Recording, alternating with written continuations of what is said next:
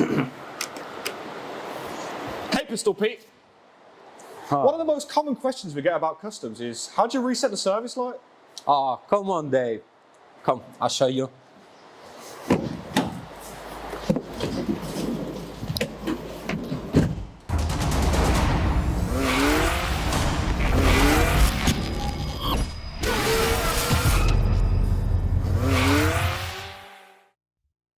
Right, what we need is our ignition on, lights on dash. We're gonna use our left hand steering buttons. So we go left, we go on menu, down, settings, press OK, go down, convenience, press OK, go down, oil life reset, press OK, and then it tells you hold OK to reset oil life, so press and hold OK, and the bar is loading up.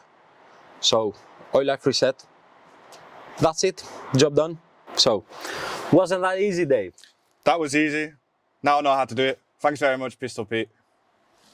Come on, man, that's what I do.